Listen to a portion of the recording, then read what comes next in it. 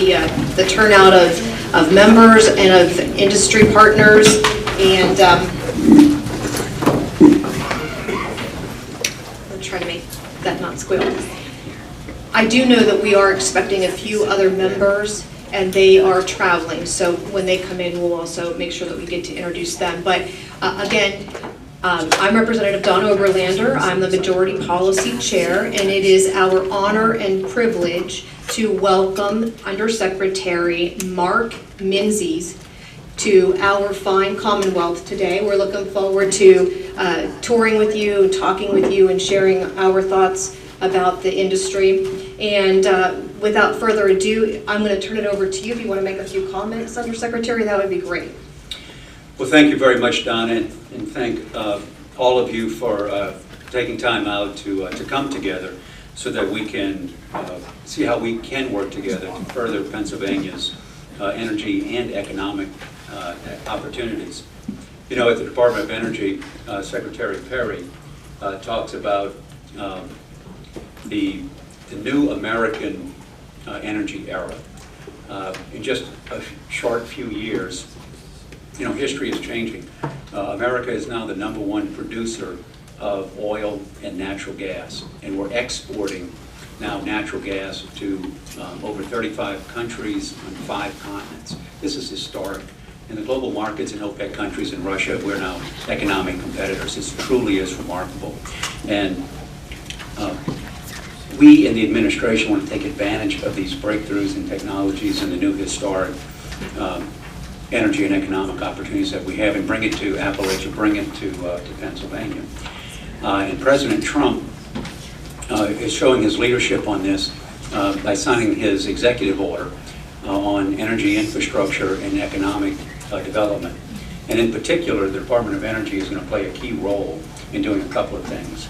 One, along with the Department of Transportation, we're doing a study to remove the regulatory barriers to be able to transport energy from Pennsylvania into New England. For example, we need to open up those markets. We need to figure out how it is that we need to get the infrastructure together so that we can get this energy supply out into that area as well as other areas as well.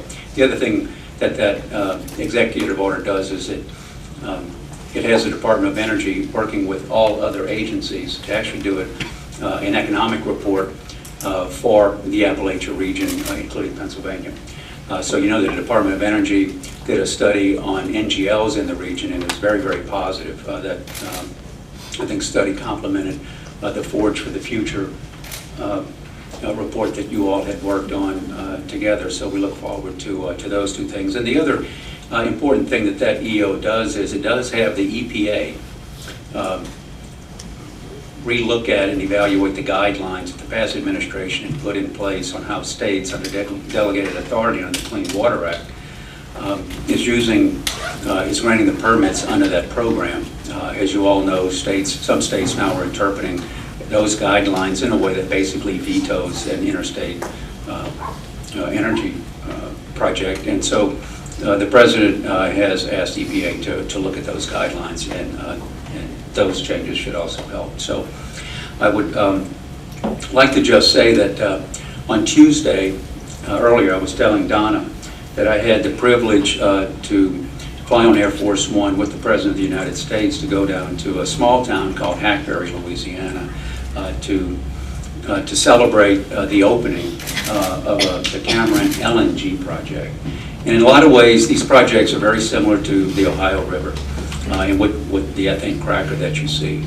It was a small town that had been devastated by the past policies, and they decided to make the investment on this particular LNG facility. At one time it had 11,000 workers. Today it has 7,000 workers. It only has 800 jobs. And the President flew down there, and we were in a motorcade traveling from the Air Force Base to the Cameron LNG facility. I'm from Louisiana. I'm familiar with that area, and it was nothing. And along the way, you had crowds lining the street, waving American flags, signs up, thanking the President for everything he's doing, and it was quite emotional. And when we got there, we had testimony from 3 workers who said that it's just revamped not only the community but their lives.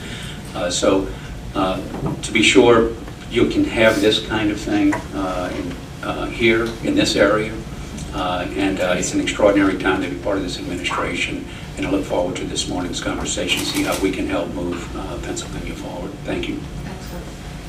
Well, thank you very much.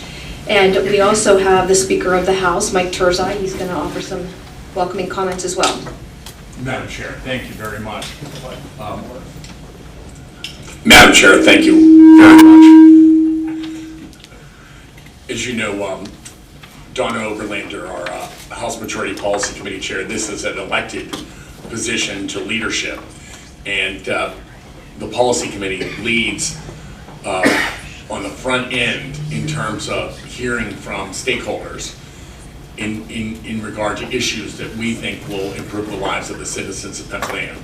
To that end, I thank our policy chair, Donna Overlander, from Clarion County, but she also represents Forest and Armstrong counties as well, for organizing this event here today with the Undersecretary. Undersecretary, thank you so much for taking the time to be with us here in Beaver, Pennsylvania, the county seat of Beaver County. Our two representatives, Representative Josh Kale, Representative Jim Marshall, both represent Beaver County, and also Representative Aaron Barnson. And we are just very proud to be teammates with these fine individuals who care so much about this community. In addition, and I'm going to have he introduced just some of the local elected officials, but County Commissioner Dan Camp, who has been a great ally of ours.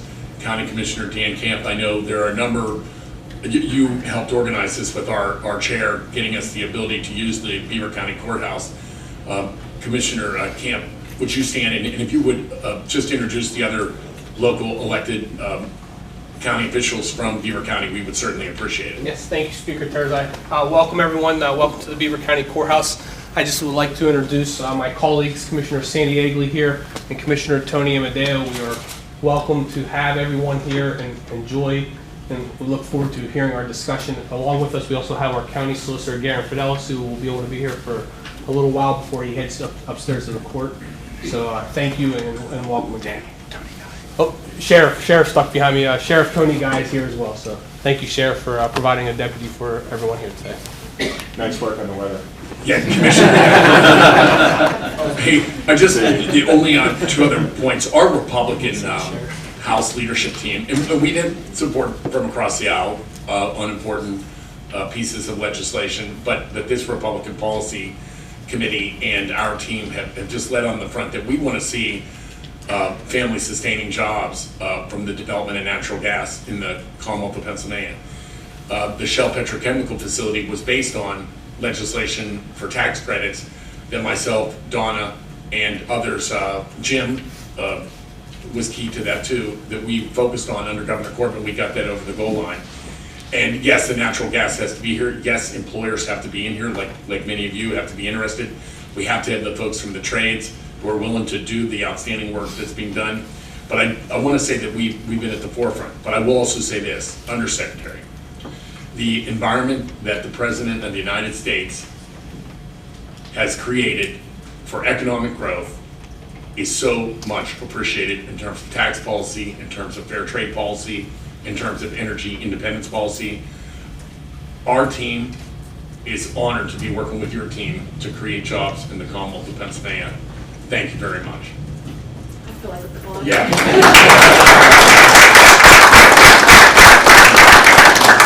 Before we turn it over to an industry update, I wanted to quickly just go around the table, and if you would introduce yourself and where you're from, that would be great. Thank you, Madam Chair. Josh Kale, and this is my district. Welcome to the 15th Legislative District. It's an exciting place to be holding this because I think that my district in particular is the energy district within the entire state. We have coal miners in the southern portion of our district. We have natural gas exploration across the entirety of the district, and we have the Shell Petrochemical plant in the northern part of the district. We also have right outside of it a nuclear plant as well. So very much appreciate you coming here today. I'm looking forward to the discussion as to how we could really use all this abundant natural gas that we have and really grow our economy that way. Thank you. Thank you, Josh. I'm Richard Weber. I'm the chairman and CEO of Penn Energy Resources. We are a natural gas producer based here in Pennsylvania. We have a significant. Move it closer. Sorry about that. We have a significant investment here in Beaver County. In fact, in the last 4 years, we've invested over $300 million here in the county in the pursuit of natural gas production. I think we are the largest natural gas producer in the county. We appreciate the support of the commissioners. We appreciate the support of the legislature. You know, our industry has challenges, no question. We fight a tough fight every single day, and those who are with us in that every day know that. But we appreciate the support of the Trump administration, and we look forward to growing our company here and in other counties here in the Commonwealth. So thank you for being here. State Representative Mike Biscarrick, representing, excuse me, the 39th Legislative District. Just want to say it's great to see the investments that are being made here in the southwestern Pennsylvania region. With U.S. Steel just down the river from where my district is, investing $1 billion with the Shell cracker plant here in Beaver. It's great to see this type of investment happening, and we really want to make southwestern PA a priority again and again. I just want to thank everybody for the opportunity. Madam Chair, Chris Coop, Government Affairs with Energy Transfer. Energy Transfer is one of the largest pipeline operators in the United States. We have about 85,000 miles of pipelines in 38 states. In Pennsylvania, we have close to 3,000 miles of operational pipelines, 2,200 of which are liquids pipelines, so gasoline, refined petroleum products, NGLs, things of that nature, and then we also have about 600 to 700 miles of natural gas gathering systems throughout the Commonwealth, with assets here, of course, in Beaver County as well. Good afternoon. Jim Struzzi, State Representative, 62nd District, Indiana County. We're about 90 miles directly east from Beaver County, but we're part of the Western Pennsylvania region and a key player in the Marcellus and Utica gas plays. So what happens here in Beaver County and across Western Pennsylvania is vitally important to us as well. And as I said earlier, you know, with the cracker plant opening and the potential for a few more, we're hoping to capitalize on some of those ancillary businesses, the plastic manufacturers, and obviously the workforce components as well. So thank you, and I appreciate being here today. Justin Walsh, 58th Legislative District, which is in the southwestern portion of Westmoreland County, and I just want to thank you for taking your time to come out and be with us today. But the importance of the Marcellus Shale and the natural gas here in Pennsylvania is fantastic. And actually, in my district in South Huntington Township, Tenaska, very recently, I believe at the beginning of this year into last year, opened a natural gas fueled power generating plant, and it was $1 billion investment, and they used our local employers. So it's just fantastic, and I thank you. Thank you. Hi, I am Representative Matthew Dowling. I serve the 51st Legislative District in Fayette and Somerset counties, the southern side of both of those. Operations in our district in the Marcellus Shale industry, as well as in the conventional gas and oil industry, is very important to our area.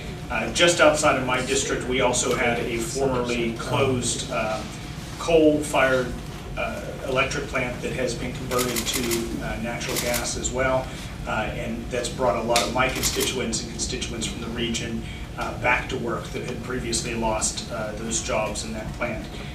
So just thank you for having me here today, and it's great to see these conversations within the industry.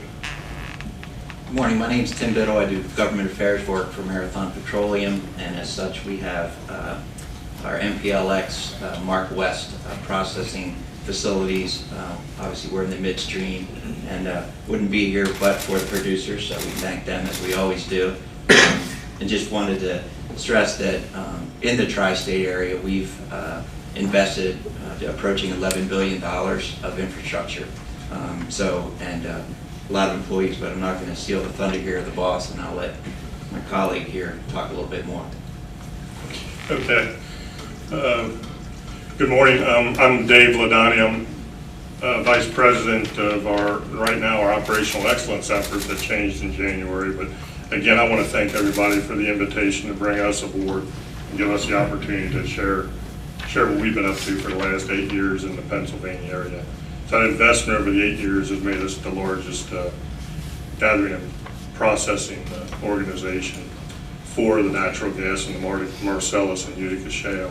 And we support Penn Energy Range, and so a lot of the producers in the area as well, and simply operate the plants that produce the final feedstock products that leave on the natural gas liquid side and natural gas itself. So we support Shell and any other opportunities that be coming down the line in the area, I'm sure.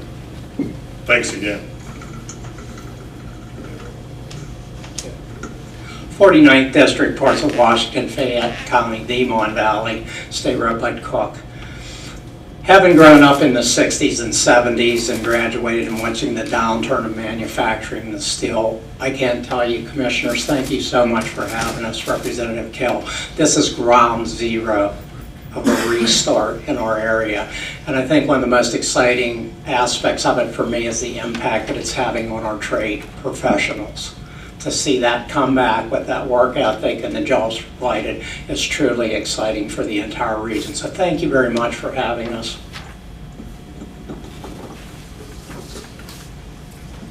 Good morning, I'm Laurie M Gorski from the 30th District in Allegheny County, and I'm very pleased that we are attracting energy jobs, family sustaining jobs to the area. Right now I've been encouraging my one son to look this direction for a career. We're not quite there yet, but I'm working on it. Thank you. Good morning, all. Scott Roy with Range Resources. We're the company that drilled the first Marcellus well nearly a decade and a half ago. And since that time, we've invested billions. And for those of you who are keeping count, we've also paid hundreds of millions in impact fee dollars. Ongoing debate here in the Commonwealth. And I want to echo the observations already made, and that is appreciation for the leadership of the President and his administration and your work, as well as the outstanding leadership from the Speaker, and in particular the Southwest Caucus, Republican Caucus, which fortunately for us has grown in number and in strength. Without your combined efforts, I think it's safe to say that the majority of us would not be here doing what we're doing today, and that's no guff. That's the honest truth. And as exciting as all of this is, the investment that has been made, what you'll see this afternoon in terms of the Shell cracker, not unlike our first Marcellus well, which wasn't much to crow about, as Rich well knows in terms of what it produced. The only reason we talk about it is because it was the first one. I'd love for us to be 10 years down the road talking about Shell cracker only as a reference point, observing that much has occurred in that time since. And I think that's the opportunity we have in front of us. There's a lot of work to do to see that realized, but that's the opportunity. And so appreciate your leadership and all that you've done and all that you will do, and we remain committed to assisting you and being a part of this discussion. So thanks. Hi, Bob Brooks. I'm state rep for the northern part of Allegheny and for Westmoreland. And of course, we used to have some coal mines in the old days. Now we do have a lot of natural gas range, and Huntley, several of the companies are just changing that area. Farmers now can live on their land and do well, and employment's down to 3.5%. The president's done a great job in that area throughout the country. So we appreciate it and hope it stays like that. Abby Foster, President of the Pennsylvania Chemical Industry Council. Our members are statewide chemical and petrochemical manufacturers and related industries, 80,000 direct jobs in the Commonwealth, and it's a $24 billion industry right now. Last year in the U.S., directly tied to natural gas resources was $200 billion in new and announced projects. for chemical investments. And Pennsylvania ranked about 13th on that list of states. And a lot of that has to do with the policies that are here in the state. And I'm looking forward to continuing to work with the legislature in making Pennsylvania a place that's easy to attract investments and expand operations that currently exist here. Thank you, Mr. Undersecretary. Dave Spiegelmeyer, President of Marcellus Shale Coalition. Thanks for your trip back into Western Pennsylvania. I know we've talked in the past about, this at one point was viewed as the heart of the Rust Belt, and today we've gone from, the last 4 decades talking about the death of the steel industry and modern manufacturing to a new birth announcement for manufacturing of all types. I think one gentleman mentioned the $1 billion investment at U.S. Steel, with the $6 billion investment at Shell, the more than $13 billion of investments that have been made in power generation facilities across Pennsylvania to modernize our electricity infrastructure in the state, the tens of billions of dollars that have been invested by our upstream operators, the tens of billions of dollars from our pipeline companies to modernize our infrastructure to get gas to primary consuming markets of the country, is just really the beginning, because I think we're beginning now to talk about the new opportunities on the downstream side. I'm sure I'll have a chance to talk to you a little bit more about what's happened in Pennsylvania shale fields, but I think as Scott mentioned, this began around 2004, but the real upstream development began in about 2009. We've gone from producing 180 billion cubic feet of natural gas, which was about a quarter of Pennsylvania's demand, to now approaching a quarter of America's natural gas demand, with more than 6 trillion cubic feet of natural gas being developed right here in our Commonwealth. And I think I'd be remiss to also fail to mention that the western side of Pennsylvania, eastern side of Ohio, northern side of West Virginia, produces some of the strongest liquid hydrocarbons in the market today: ethane, pentane, butane, isobutane, propane, natural gasoline, that drive a whole line of manufacturing products that just open up a whole economic opportunity for not only our region but for our country as well. So thank you for being here. Appreciate it.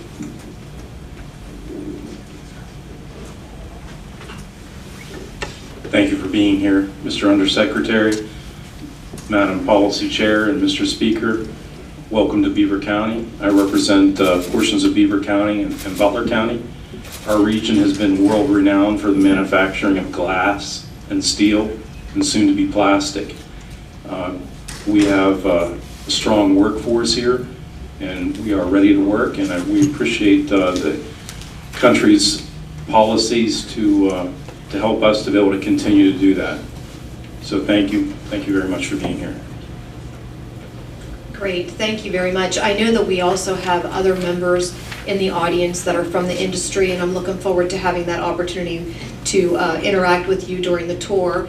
But at this time, if we could kick it to you, Dave, we'll start the conversation on the state of the industry in the Commonwealth. Sure. I think it's fair to say, if I get that back on, here we go. I think it's fair to say, I think one of the presidents of our company, chairman of one of our companies, talked about the pressures on our industry. We've gone from a period of, in 2008, natural gas pricing was north of $13 an MMBTU. I think this week we're at about $2.60 an MMBTU, with about an average of a 50-cent haircut because of the lack of infrastructure in our region. So average operators in this region are getting a little over $2 a MMBTU if they're lucky to get their gas to market. And it's a challenge. Regulatory hurdles certainly continue to abound. We have gone from a conventional industry that drilled about 4,000 wells a year to an industry today that drills unconventionally about 1,000 or a little less than 1,000 wells a year. That has been a huge benefactor for the environment, and the fact that we put multiple wells on a single pad. It's probably about 300 well pads across the Commonwealth. And as I mentioned a few moments ago, we're now the #2 producer of natural gas in the country. And I think we're using those products and need to use those products to drive our own economy here in Pennsylvania, but drive an economic shift across the country and globally as well. A number of operators are moving gas into LNG facilities. You got France and Germany in particular looking to move gas from Russia into those locations, and we think that America is far better suited with LNG export into those regions rather than put those countries at risk of the same being played like it was played with Ukraine several years ago. So we're going to continue to drive that as best we can. Again, We're at about 11,000 wells drilled here in Pennsylvania, 9,000 of those in production, and producing 6.1 trillion cubic feet of natural gas. It's been an extraordinary journey in a very short period of time, really about a decade. And opportunities continue to abound and exist across Pennsylvania. As I mentioned a few moments ago, the western side of the state is a strong liquids play. The northeastern side of the state is a pure dry gas play and driving economic opportunity for across the country. I noticed that yesterday the Cuomo administration once again blocked, through 401, blocked a major pipeline infrastructure project into the Northeast. We've seen what happens when that takes place. You've had consumers in New England get knocked off during periods of cold winter temperatures, and that'll happen again. We also see companies like Con Edison make statements that consumers in Westchester no longer can add new taps as a result, new gas taps, new economic development taps as a result of the lack of supply into that region. Innovation is certainly taking place. You've seen a number of the operators in this room have developed facilities to truck liquids, to truck natural gas, to truck LNG into those areas to circumvent the risk of having French vessels loaded with Russian LNG come into Boston Harbor again. That we've got facilities that are being developed that can liquefy natural gas, that will move compressed natural gas to consumers in those energy-starved regions, and as a result they pay far more for their energy than they should. Here in the Commonwealth of Pennsylvania, local utility companies like Peoples and Columbia in this region, their consumer purchased natural gas costs are more than 70% less than what they were a decade ago. I don't think too many products you can talk about that their delivered costs are 70% less than they were 10 years ago. What an extraordinary opportunity and benefit for low-income consumers that struggle to pay home heating bills in the cold winter months. What a benefit it's been for electric consumers. Wholesale electric costs are down 41%. Because natural gas, not the last choice for power generation today, is a premier choice for power generation. And as a result, we've reduced sulfur dioxide, nitrogen oxide, particulate emissions, volatile organic compound emissions, and carbon emissions. We don't read about that often, but we are a leader across the world in reducing carbon emissions, primarily driven from natural gas being used in power generation. Again, an extraordinary journey in a short period of time. We've got a number of folks in the room today that have placed billions of dollars of their capital to develop and modernize new generation facilities across this region. I think we have 20 plants that have been built either from the ground up or retrofitted to burn natural gas, Pennsylvania natural gas, in the power generation sector. We're in a bit of a debate today over an issue that I know has certainly landed on our federal government's lap, and that's the issue of nuclear power. And while our industry is certainly supportive of having a balanced energy portfolio, we are at odds over re-regulating Pennsylvania's electricity markets and potentially subsidizing at a significant cost to consumers the nuclear power industry. And that's an issue that's not driven primarily by the natural gas industry, but driven by consumers across the region. Again, Pennsylvania has been the envy of the U.S. in having competitive marketplace for power generation. We are by far a huge net exporter of electricity power coming out of the Commonwealth. We'd like that to continue. We like the idea of what you've seen in the backdrop of Beaver County at the Shell facility, played over and over and over and over again in the power generation sector. I think one of the House members mentioned the project in Westmoreland County, $1 billion project. 16 of our local building trades were flat out building that facility. And as I mentioned a moment ago, I think we've had 14 plants built, greenfield plants built from the ground up, similar to the one in Westmoreland County. 6 plants retrofitted across Pennsylvania that were burning coal that are now burning natural gas. Madam Chairman, I don't want to monopolize this conversation. There's a lot of good information in the room, but if you have any questions, I'm happy to answer them. We're going to go ahead and move to Scott, and then we'll have time for questions and discussions after. I would just like to emphasize the importance of capitalizing on the opportunity, or given that in addition to being an energy hub, Beaver County and the surrounding counties are an agricultural community at its core, so making hay while the sun shines. And I think that's the opportunity in front of us with the Trump administration and the perspective and the philosophy and policy that you all have lined out, and the aggressive action coming from, in particular, the House. I think we have to realize that we need to move now to capitalize on these opportunities. As Dave suggested, the majority of our product at this point, if we're fortunate enough to be able to find and contract for capacity on pipelines, is going to the Gulf. And that's great. It means that we're able to do what we're doing. It's what has resulted in the economic activity here. The fact that we're producing it here and delivering it elsewhere for use and consumption by and large. But the real opportunity is increasing use in the basin. Certainly finding a way to get product to New York and beyond to the New England states is critical for them and critical for us. Cuts transportation costs, it improves our thin margins, improves them by a little bit, but it really opens the door to the use opportunity. And we're desperate to see that here. The future of this industry will be determined over the course of the next couple of years. And so we've got to see that the right moves are made.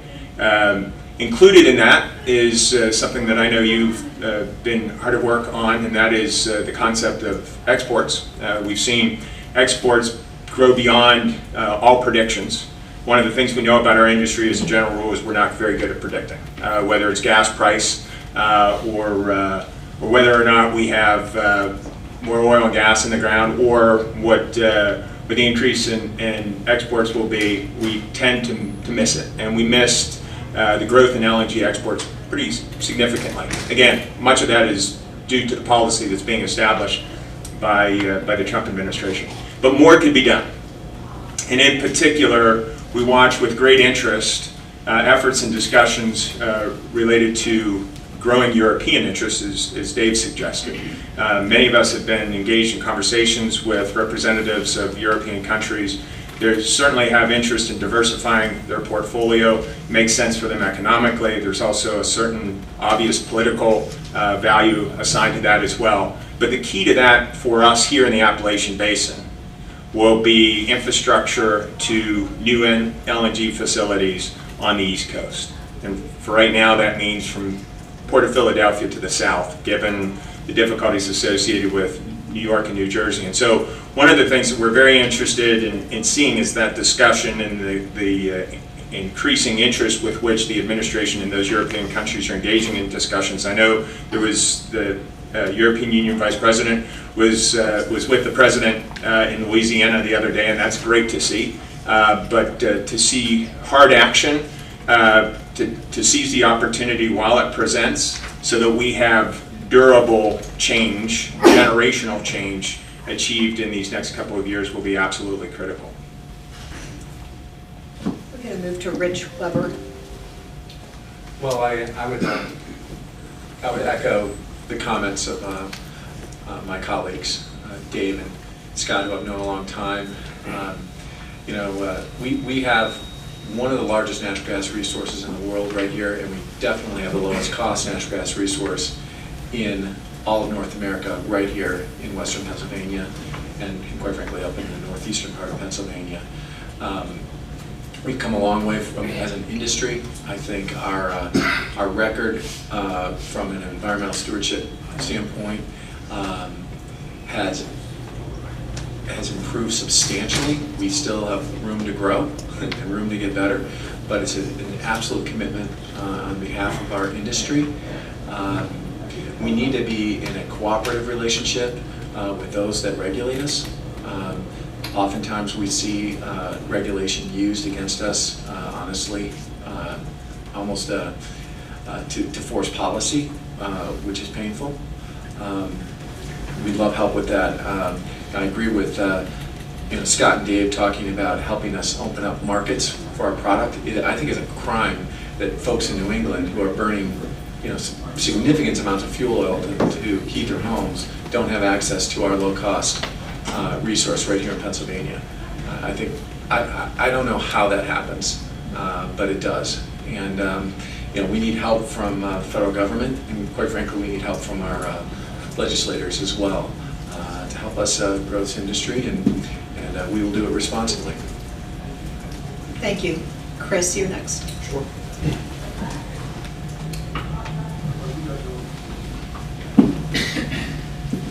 Well, one of I think the stories that, when you talk about Pennsylvania, that we always try to highlight at Energy Transfer is kind of the story of two regions, right? Western Pennsylvania being the production region, and then Eastern Pennsylvania, right? Closer to maritime, closer to the capability to export.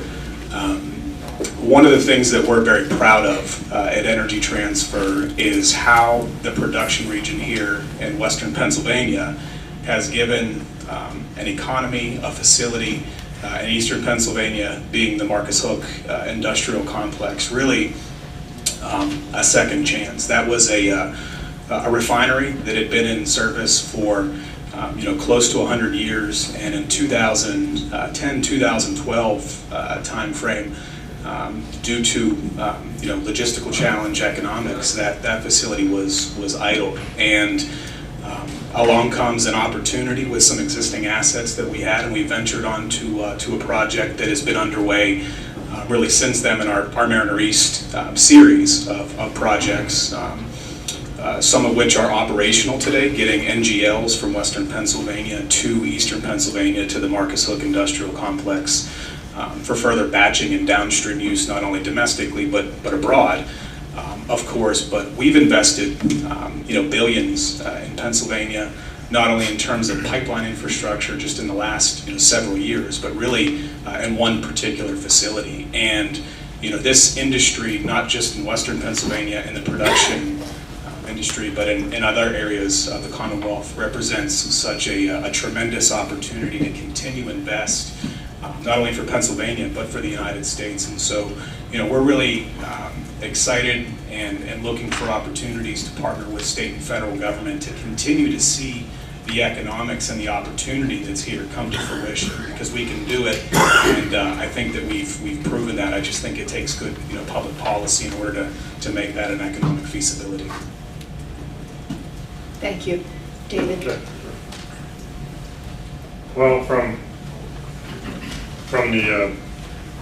the standpoint of the player that's in between the producer and the pipelines, okay, and we're the midstream company, so we essentially provide the service of separating products, not really manufacturing anything, just simply taking the gas provided and separating all the particulars out for final use, right? So we supply a lot of pipeline, and we supply, as the largest operator in the area, we generate a lot of NGLs. And so we've got a significant support mechanism in pipeline infrastructure that will work to support downstream petrochemical industries. One thing I would at least ask us to continue to focus on is storage. Liquid storage in this area is a disadvantage. We've been railing and utilizing pipelines and rail cars for quite a while, trucks, as you heard earlier. But there's going to come a time when opportunities for storage are going to be needed to continue to sustain the growth.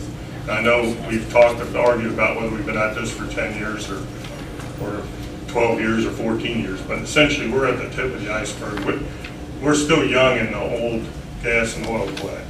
We're still in our infancy stages, and so we need to take advantage of continued growth and continually to support this low energy price that's attracting a lot of international interest as well. So not only exporting because of the cost profile, and we may not be utilizing enough of it in the area, which is essentially up to the legislators, and it sounds like there's some issues state to state that we need to resolve. But I would suggest that storage is going to be a big problem for us in the next 5 to 10 years. So from an operator's perspective, we're going to continue to meet the challenges and get the product out to market for our producer customers. So that's going to continue to challenge us, and we'll continue to overcome the challenge. But from a production standpoint, on our downstream petrochemical industry, they need storage mechanisms to be profitable as well. Thank you. And last but certainly not least, Gabby. So a lot of good things were already said, but I'm going to echo a few. Storage being key and kind of top priority for us on the petrochemical side and then downstream applications. There was a study that DCD had done through IHS Markets, the Team Pennsylvania Foundation, and it supported that Pennsylvania right now, for all of the production that we have, can continue, and there was enough natural gas liquids and opportunities to support an additional 4 crackers in the region, dehydrogenation units, and then additional downstream applications. But what's needed to really solidify that and to make sure that there's certainty for investments is that storage capacity. So while it's great that we have all these opportunities with other markets to localize the benefit and build a supply chain here in Appalachia, that's really what's needed, as well as the pipeline infrastructure. And I know that the Secretary with the report that came out completely understands that and supports that. One other point on the emission reductions that Dave had talked about. I was actually at a briefing with DEP yesterday with the Chamber, and their air quality specialist was talking about since 1990, the total emissions have reduced in Pennsylvania by 88%, while GDP has grown 250%. And that's all been done through industry, innovation, and investment. So it's really appreciated that the administration rolls back heavy-handed regulations like the Clean Power Plan and lets industry breathe and have the opportunity to continue to innovate in the way that they're already doing. That also is appreciated from a diversity standpoint for the chemical industry, because not only on the feedstock side from NGLs, but power, we're huge energy consumers in our manufacturing process. So that diversity is really important. And as far as the nuclear issue, should that go through and AEPS be implemented so that there's less of an opportunity for consumers to choose in the market, then that would have a detrimental impact as well on industry when they're looking to invest in states. Excellent. Thank you, everyone, for sharing your information. We're going to open it up now to questions and discussion. Do you have any questions or things that you would like to bring up? I'd like to talk about the issue of opening up markets in Europe. We had the first annual high-level business-to-business meetings in Brussels, I guess 2 weeks ago. I had the privilege of accompanying the secretary over there. Extraordinary turnout and interest. What's going on in Europe is, the EU is a signatory to the Paris Accord, so they're all obligated to meet emission reductions, and they're leaning on the Central and Eastern European countries that rely on their indigenous coal. They should close those plants and turn to natural gas. Well, that's a great thing. However, they now have increased tremendously their dependence on Russia as a source of natural gas, and we know what happens when Russia provides you natural gas. It's at their whim. They want you to receive it or not. So we have been meeting to help improve the infrastructure. We talk about improving infrastructure here in Pennsylvania. We need to improve the infrastructure there. So we're looking at floating gas regas units there. We're expanding pipelines, both vertically and across those countries, so that we're now giving them the choice. It's freedom gas that states like Pennsylvania will be providing if we can get our infrastructure in place here to have them export. Interestingly, U.S. is exporting all this LNG. Those facilities down on the Gulf of Mexico, when you look at their investors, primarily they developed for Asian markets. The last 2 markets, you know where the lead destination has been for U.S. LNG? It has been Europe. It has been Europe. So this underscores the importance of our efforts. We are working very diligently to try to open those markets and to get infrastructure. We're working with the EU to do that. So we are committed to do that. And not only there, but also India. I co-chair the Natural Gas Task Force there. We're trying to increase the infrastructure. If we can increase infrastructure in Poland, Germany, in Greece, in India, you can see that U.S. LNG can go everywhere. And you have a great market that you can go from here if we can get our the infrastructure built to get it to the eastern ports. Representative Kale. Thank you. Thank you. Yeah, it was mentioned in passing a couple of times, and so I figured I'd ask the question. It's a very important issue here locally, is this nuclear discussion. And I've talked to stakeholders, both here, employees at the plant, and in Harrisburg as well.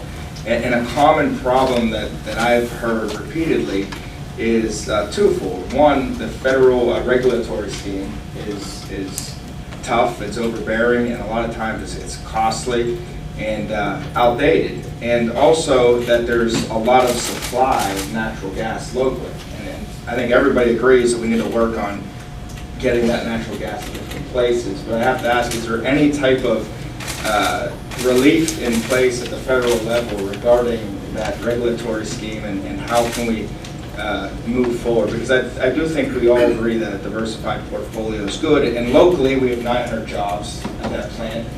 We have a school district that's basically dependent on that plant. It's a third of their revenue, and it's a very important issue here. Well, thank you for the opportunity to talk about that issue. Well, as you know, we're all of the above, and we, this administration and this agency, we sent over some policy recommendations over to the Federal Energy Regulatory Commission. What we have going on here is what's making these nuclear plants uneconomical. Of course, you have the low-priced natural gas, which is a great thing. And of course, this was started here in Pennsylvania, with the first fracking that was done and unlocked the shale revolution, and that's a good thing. And to be sure, all new generation that we're building in the United States, except for the Vogtle plant in Georgia, which is an AP1000 Westinghouse nuclear unit, all of it is natural gas and renewables, and we know now natural gas complements renewables, for ramping, so it's great. We have FERC. FERC has an open docket on that, and they have accepted all the comments, and they're looking at it. The trouble with FERC right now is it's still 2-2. So really, we need to get, we've been meeting with the president to get a nominee in place, and we need to work with the Senate to get one confirmed. But these market rules, the problem is because the PJM and others, these are voluntary markets, but when you allow subsidies that favor, renewables over any other kind of fuel, it disadvantages all fuels. And when you reinvent the rules that allow the dispatch of subsidized energy, again, it's a distorted market. So no one can compete. When we were working with our Mexican counterparts to open up their electricity market, they brought experts from the U.S. market down there, and they said that they had some lessons learned. I asked them, what lessons did you learn, and what rules will you put in? They said, well, we're going to have 2 rules that you don't have in your electricity markets. I said, oh, well, what are they? They said, 1, no negative pricing. Doesn't make any sense. Where do you go where you can allow negative pricing? What store will give you money to come into it for that pricing? No negative pricing. And 2, when you bid into the markets, you bid in your cost, because when that market clears, that's what you're going to get. And if you didn't figure out your cost, that's not the consumer's problem. We don't have that in the U.S. We don't have that. If FERC were to do anything, get rid of all the subsidies that they have layered over there. Because FERC, it's all voluntary. They love these markets so much. They have let states, individual states, dictate through RPSs and their own local interest to drive our multi-state markets. It just makes no sense. So that's what we're trying to address. Just as a follow-up briefly, the first appointment, is that in the Senate? Confirmed. Confirmed appointment? Yes, we have a vacancy, and the president will announce his nominee shortly. We assume, and then it'll be a confirmation. Okay, thanks. Thank you. Thank you. Representative Marshall? Yes, sir. Thank you, Donna. Mr. Undersecretary, nuclear is so important. I'm going to talk about it as well. I'm glad that Representative Kale led into it, but Pennsylvania has been a leader, and we've had a lot of firsts here. You had mentioned the fracking, the development of oil in Titusville, and the first nuclear power plant shipping port. We really do need a broad portfolio, and there may be some type of regulations that you could look into that may be burdensome to nuclear generators. I know that storing spent fuel and the regulations of the types of vehicles they have to have, the maybe over redundancy of there are concerns. I would just say that if you look at states and countries that failed to value nuclear, you can see they're in a difficult position right now. And I think that not only in Pennsylvania, but I think our nation has to value a broad portfolio that includes nuclear. Take a look at the regulations that they have. Take a look at ways that the fuel could be used more efficiently, and then some place for the spent fuel to help reduce the costs for these providers. They are obviously clean energy, and I also would like to say that as far as the portfolio, hydroelectric is very valuable. It's also on 24/7, and I appreciate the Undersecretary looking into these. Thank you. Thank you, Representative. Did you want to make a comment? Unless you want to let it, I mean, I can go, I can answer it on that. That would be fine. You go ahead. With respect to, to nuclear power. So at the Department of Energy, former governor, now Secretary Rick Perry, one of his principal obligations is to ensure that our energy systems run when people need energy, particularly under times of stress. Our systems need to be designed to run and deliver electricity and natural gas during times of stress. When we see the extreme weather events, what runs, right? What runs? We see it time and time again. Renewables go to negative production to increase that increase in demand during the times of cold weather when you need that energy. You see natural gas does spike, but in part because of the big role it plays in home heating. It's natural gas, it's coal, and it's nuclear that take up the incremental run. Nuclear runs, unless it's taken offline because of a wire problem or anticipated service, it runs and it runs, and that's when you need it the most. So it's that. With respect to the length of time it takes on getting things out of the NRC. Now, we have no control over the NRC. The FERC is part of the Department of Energy, but the NRC is an independent agency. But we need to improve the time it takes to get any regulations out of the NRC. And you see this when you have folks like Bill Gates that sees that, having the future in nuclear for emission-free as all of the above, when they have to take a design that DOE had helped fund and try to take it to China to show that it can build a facility because it takes too long to get it to the NRC, we need to shorten that time. Not remove the standards, not lessen the standards. It's simply we need to improve the time. Thank you. Speaker Turzai. Thank you very much, Madam Chair and Secretary. Just a few questions on a number of fronts, but Dave Spiegelmeier, head of the Marcellus Shale Coalition, how many new power plants have we seen built with respect to the use of natural gas in the Commonwealth of Pennsylvania, and what's the average investment in those power plants? Right now, Mike, our best, Mr. Speaker, our best estimate's a little over $13 billion of investment. About 14 plants have been built from the ground up, 6 plants retrofitted. And it's thousands and thousands of jobs, primarily from our building trades. And comments made about power generation in particular is that, Pennsylvania has been a model. We deregulated this marketplace in 1996. $11.6 billion of stranded cost recovery occurred at that time. More than $9 billion of that was paid out to our nuclear generation facilities across the Commonwealth. We've got, when I say we're a model, we probably have one of the most balanced energy portfolios, electricity portfolios in the marketplace across the country today. More than 35% of our power is generated with nuclear, about 30% with gas, about 30 or 29% with coal, a 9% other. It's a very balanced portfolio that's been a model for the country. I think you've had Glenn Thomas testify before the House before. He actually drove some of that discussion back in '96 and again in 2004 when we went through the alternative energy portfolio standard legislation. But again, Mr. Speaker, it's about a little over $13 billion and about 20 plants, 14 of those new from the ground up. And Yeah, I think the best estimate we got is about 13 billion. It's probably well north of that when you think of plants like Westmoreland.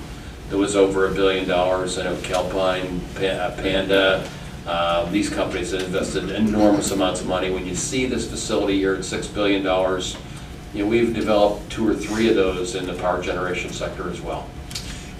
If I might, so natural gas can be used for electric generation. You said costs have decreased by 41%. I want to just ask Abby, so that's one use of natural gas. But tell us exactly what's going to be done at the Shell facility. What's exactly the petrochemical process, and what's the product? And then that product, where can that product be used? And can we get in Pennsylvania, on our abandoned manufacturing sites, can we get in Pennsylvania the manufacturers that are going to use the product from the Shell facility? Yeah, 100%. So the reason that Pennsylvania natural gas and the Appalachian natural gas is so special is because of the high value liquid natural gas. So primarily the feedstocks, the key feedstocks for the petrochemical and chemical manufacturing industry, ethane, propane, butane. Shell is using ethane. Shell has a unique circumstance because they have Falcon Pipeline directly connecting to their facility. So they're actually going to do the full process there at the cracker. So that process, they'll crack the ethane to ethylene. That's been converted into polyethylene. That's plastic resins that can then be sold to a manufacturer for a number of different uses. In western Pennsylvania, from kind of the Pittsburgh area, within a 700-mile radius is 73% of the nation's end-use markets for polyethylene and those types of markets. So right now, we're shipping that high-value natural gas, liquid natural gas to the Gulf Coast, the ethane. It's being refined or processed there and then shipped back to the markets there. So the costs are adding up. Pennsylvania is missing out on that opportunity to localize that market. Most likely for the cracker plant, it will be plastics packaging. But there's a number of different industries that can be used for. Auto, healthcare, it's a really diverse, and there's really no crystal ball way to know which industries are really going to kind of grab hold in this area. But those feedstocks are the building blocks of almost all products that we use today. So it really could be any number of industries. Part of Donna, as policy chair, myself, our members, we want to get those employers to use that plastic, and we want them to locate on our brownfield sites. We want them to take those brownfield sites, which we don't have to worry about getting them infrastructure. The infrastructure is there, both in terms of utilities, right? Gas, electricity. We don't have to worry about going into green space. We're going to brownfield space. The river's there for transportation, on rails there for transportation, the airport's there for transportation, good roads. I mean, Beaver County's got the turnpike, it's got the Beaver Valley Expressway.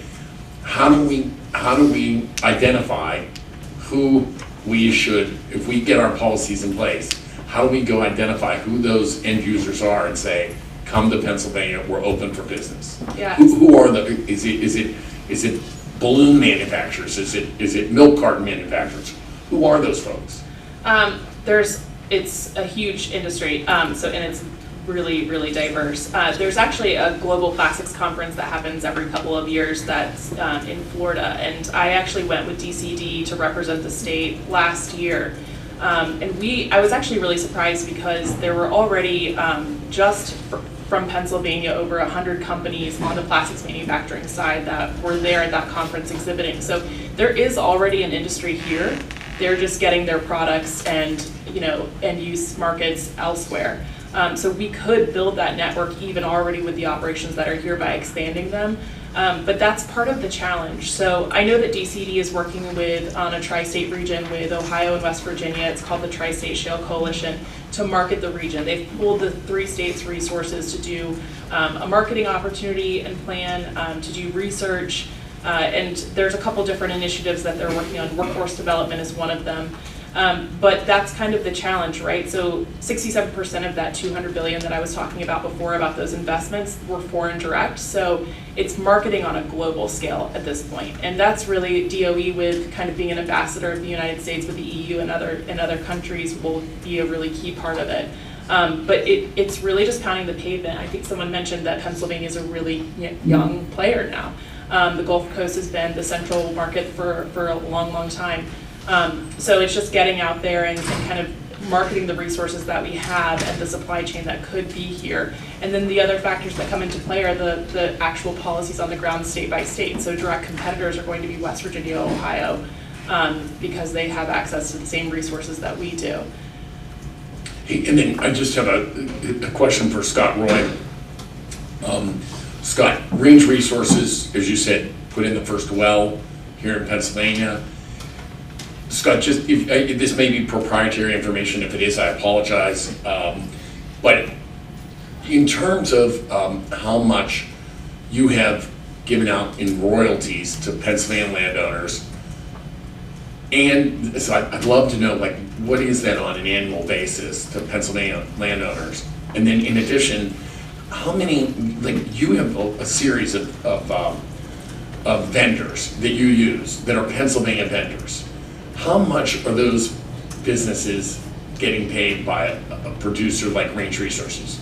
Just on the production side. Yeah, sure. Thanks, Mr. Speaker.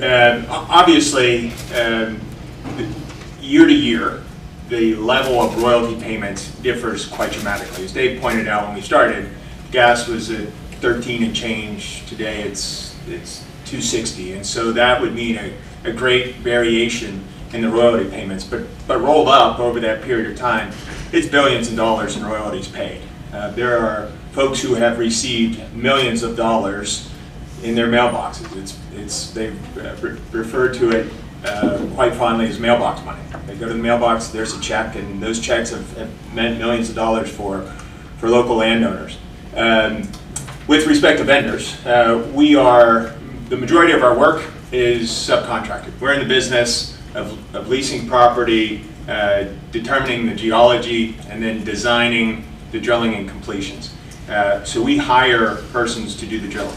We hire crews to do the completions. The majority of our work is subcontracted. That means that our approximately 500 direct employees located in South Point in northern Washington County are multiplied on a daily basis to about 5,000 individuals, vendors, working full-time for Range as subcontractors. And this year, our operating budget is reduced because the gas price is being reduced, but it's still somewhere in the neighborhood of $700 million. And the vast majority of that $700 million will go to paying those vendors and royalty payments. Wow. Madam Chair, thank you so much. Thank you. Representative Paceric? Yes, Mr. Undersecretary, and anybody from the industry here today, please chime in on this. But when we tried to establish our plan for the Commonwealth of Pennsylvania and really the Southwest Corridor, we need to know what sort of infrastructure impediments are standing in your way of being able to expand this industry, really develop these brownfield sites that Speaker Turzai had mentioned into the light manufacturing, whether it be roadway, rail, waterways. What can we put in place for you guys to be able to help facilitate this? We'll open that up. You want to go ahead? Yeah, I'll bite. There are certainly a multitude of issues. On any individual basis, there certainly may be a road issue or rail access to waterway. There may be a sewage issue on any individual site. But the big issue across the board, whether it's Western PA, Erie County, Philadelphia, Delaware County, is regulations, is policy. It is the sort of issues that Rich mentioned at the outset, magnified and extended across the entire business community. It's the red tape. We all have the conversations, as you do, with potential investors in Pennsylvania on a daily basis, and we have everything going for us. You couldn't write a better script. We have location to the marketplace. We have infrastructure, albeit some of it dated, right? Roads, rails, ports, airports. We have an outstanding workforce. Our workforce is the envy not only of the nation, but the world, right? And particularly Southwest PA. You hear that from folks all the time. We've had recent meetings with Asian investors, and they talk about the value of our workforce and their work ethic. And then we have the one thing that you couldn't create without several 100 million years, and that's this energy source, right? But despite all of that, they run that whole list, they say Pennsylvania looks really good, and then they walk away from the table because they can't get past the bureaucratic mess, the red tape. It's just not a friendly place to do business. And that runs a gamut from our all-in tax policy to the length of time it requires to get an erosion and sedimentation permit, and a bunch of points in between. And so, you know, if you were going to focus on and fix one thing that allows you to, as was referenced earlier, to hang the sign on the door that Pennsylvania's open for business and really start competing and take us out of the infancy stage to a more mature stage, it's address those regulatory issues in that policy. Thank you. Anyone else on that question? Can I ask from the federal point of view, are there any particular federal regulations that we can look in? I think the big one, there it is, I think, and again, on any individual basis with any individual industry, there are certainly issues. In terms of across the board, I do think it's more of an infrastructure support issue. It is the role that the federal administration can play in advancing some of these opportunities. Again, I'll come back, for example, LNG export facilities on the East Coast. That would be a game changer, you know, with decades-long generational impact. I mean, so for example, one thing that Congress did was with respect to the LNG facilities, whether import or export, but they named FERC as the agency lead for all federal and state regulations with respect to that facility. And I think on balance, it's worked well, at least it started. We have shortened that time period, we've streamlined it a good bit, we've removed the burdensome regulations. But if I hear you right, to the extent that that kind of thing too can be looked at, if you have at least a lead agency with tight timelines, you know, a single point of contact, reasonable deadlines that are met, and you have one stop area, you know, one agency perhaps. Well, and that's it.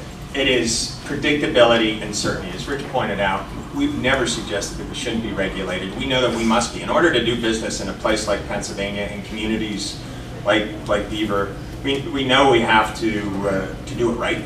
And so we're not asking to be unregulated. To the contrary, we've asked for and have participated in the development of regulations. And that's true for all of business, but it has to be reasonable, clear, and consistent. And certainly appreciate the strides that you've made in that regard. Yeah, can I add this? You know,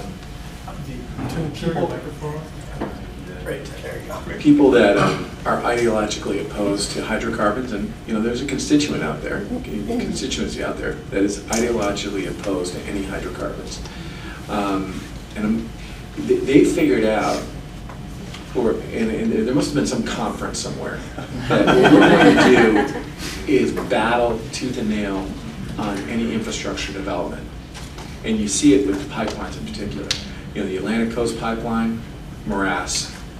The Mountain Valley Pipeline, again, these are pipelines that are going to be able to serve the southeastern United States. Obviously, the pipelines going up into New England. And quite frankly, our friends at Energy Transfer have struggled mightily to bring on the Mariner East Pipeline, which is going to serve the Marcus Hook export facility. That's going to be so important, I think, for European investors, customers. We struggle hard with that, and I would love to see the federal government be a little bit more aggressive about trying to squash some of this opposition, most of it taking place in the courts.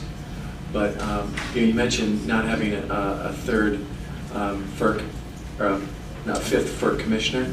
I think that's hurting us bad because we can't get things approved. So that's what I would I would certainly encourage. Right, I mean, the good news at FERC, notwithstanding the fact that it is 2-2, I think you have seen with some of the recent LNG orders, for example, we've been able to get a consensus, we say concurrence on a very, on the tough greenhouse gas issues, for example. So that's some example of what this administration is able to do, even with those that would otherwise represent, the not in my backyard or no hydrocarbons at any price. So I think that we can work with those that, want to help when they recognize it, what the U.S. Is now capable of doing. I mean, as we talked about, the rest of the world sees us as freedom of gas. And Pennsylvania has played a key role in the renaissance with the shale revolution. So we hear you on that. I think when you look at the EO, I'm sure you have, but you will see we've targeted exactly what we think the problem is on these infrastructure problems, and we're going directly at it. It may be a showdown in the courts, but we're willing to have that because what we're doing, and we believe in it. We believe that any opposition to this is almost treasonous, if you will, when you look at the rest of the world looking to have choices to do business with America, free them from the OPEC countries, free them from Russia. What's happening in this room today is the basis upon which the U.S. has reclaimed its energy independence and offering choices for the first time in at least 50 years, choices for their energy independence. And what we know is energy security equals economic security equals national security, and these countries know it, and they want to do business with the U.S. and they want to do business with the people in this room. Excellent. Representative Struzzi.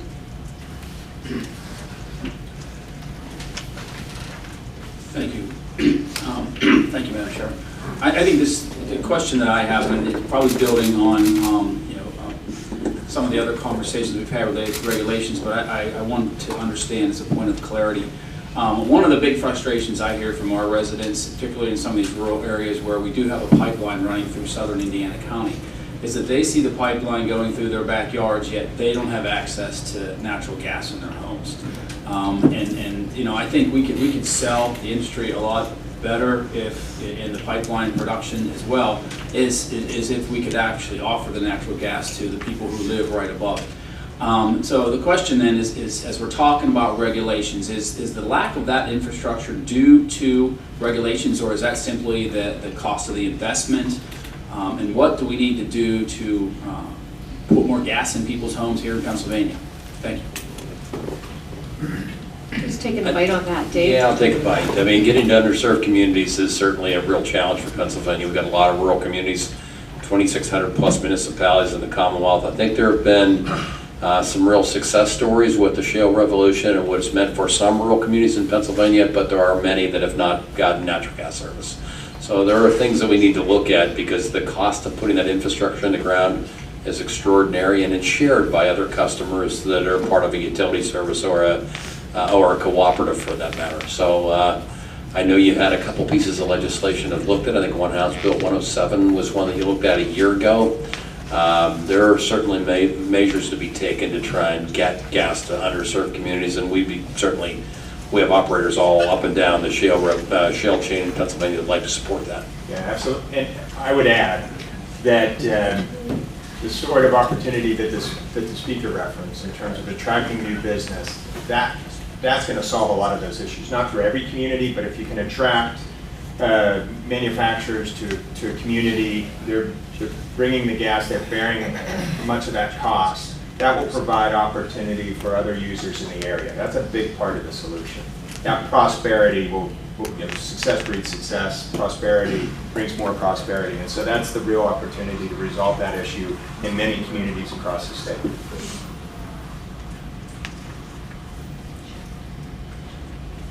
Thank you very much. Anybody else with any questions before we start closing out here? We have about 10 minutes.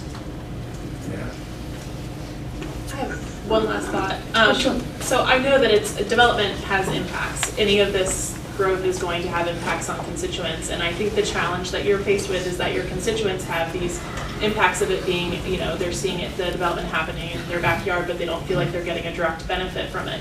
I think from the legislature that role of advocate for industry can't be overstated. The tax revenue that comes in from this economic development, every single constituent that you have benefits from that, whether it goes to the general fund, human services. Representative Kale was talking about an entire school that's funded from that nuclear facility. Really humanizing it for your base and making sure that they understand that you might not have a gas line to distribution tied directly into this, but this industry is supporting our livelihood and the economic development and growth of this state. And I think those words we throw around a lot, but people don't understand the direct impact that has on the amount of taxes that they pay and kind of the direct benefit that everybody gets from that as being a resident of Pennsylvania.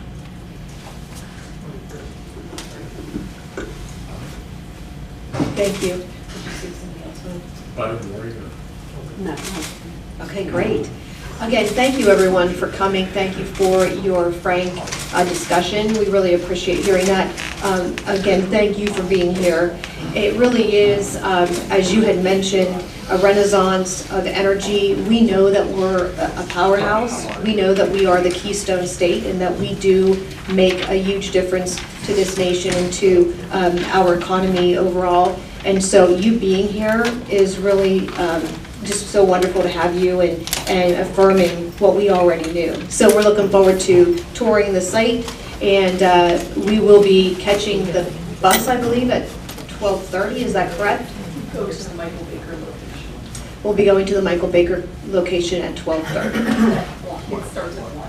Oh, I'm sorry. It starts at 1. Yes. So after we close out this portion, Michelle over here on the side will direct everyone where we're supposed to be going and what we're supposed to be doing. All right, very good. Any other closing comments? We're good. Thank you very much.